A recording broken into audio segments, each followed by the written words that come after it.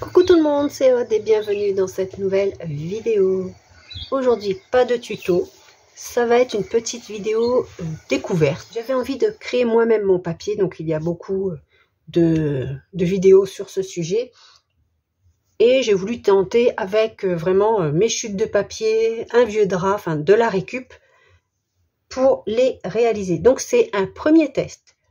C'est toutes les erreurs que j'ai pu commettre, je vais vous montrer le résultat.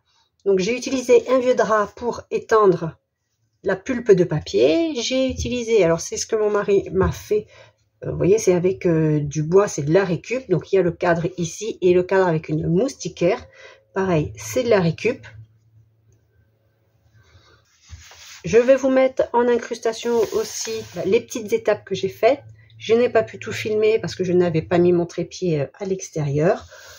Vous avez quelques petites étapes, mais voilà, sans plus, parce qu'à la base, je ne pensais même pas vous faire une vidéo, mais j'avais envie de vous montrer un petit peu le résultat et mon ressenti. Alors, beaucoup d'erreurs. Il y a des papiers, ça ne ressemble à rien, mais c'est pas grave. Celui-ci, c'était le premier. J'ai utilisé exclusivement du noir, donc c'est les chutes de papier noir, les ramettes. Je crois que c'est Clairefontaine Trophée, qui sont teints dans la masse. C'est aussi pour ça que mes doigts sont tachés. J'aurais dû prendre des gants, mais je n'avais absolument pas pensé à ça. Trop pressée de tester.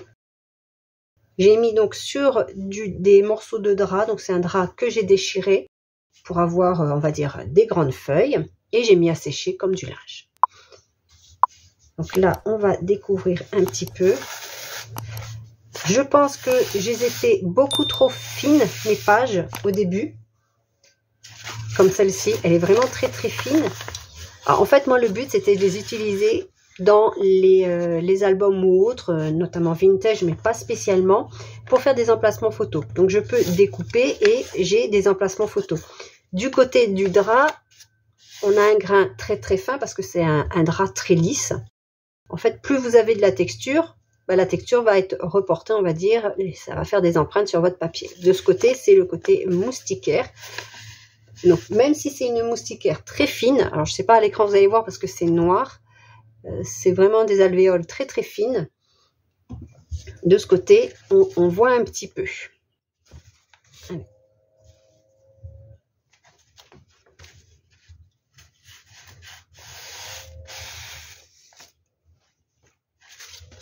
Celle-ci est un peu plus réussie, mais c'est toujours très fin. Alors, c'est pas évident de doser la pulpe. Faut dire, personnellement, je sais pas, c'est pas évident. Là, c'est un peu mieux, il y a un peu plus. Là, on voit, c'est les traits de ma table, parce que j'ai fait ça à l'extérieur, donc c'est ma table de jardin en bois. Et ici, il fait un gros soleil, et ça va sécher assez vite. On peut même le plier. Bon, c'est vraiment pas pour faire des structures d'album, c'est pour... comme je vous dis, des emplacements photos, pour mater des cartes, ça peut être sympa. Et puis, c'est des chutes normalement qui vont à la poubelle. Donc là, j'ai pas fait de décoration ou autre. J'ai mis vraiment que du papier noir. Donc, j'ai obtenu une pulpe noire. Et là, on obtient un gris très foncé par rapport à la couleur d'origine. Et franchement, j'adore ce gris-là. Celui-ci, c'est complètement raté. Il y en a que j'ai même pas laissé sécher, je les avais jetés. Voilà, il est très très fin. C'est pas évident non plus de... Voilà, celui-là, il était raté. Alors donc, j'ai enlevé, j'ai retourné pour remettre un nouveau par-dessus.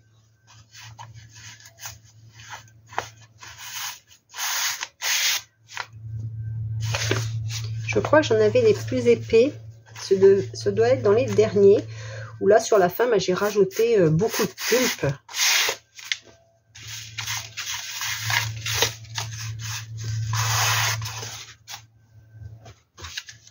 Celui-ci était totalement raté. Et en plus, mon drap en dessous était plié. Ce qui fait que ça s'est déchiré quand j'ai étendu après. Mais j'ai quand même gardé. Ça peut faire, quand on déchire. Après, on peut faire ce qu'on appelle des clusters. Des embellissements avec des chutes de papier ou autre. Ça peut être sympa aussi pour faire des petites décos, tout simplement. Hein.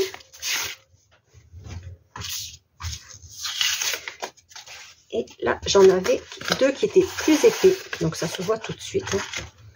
Je pense qu'à l'écran, on va remarquer. Il est peut-être même trop épais.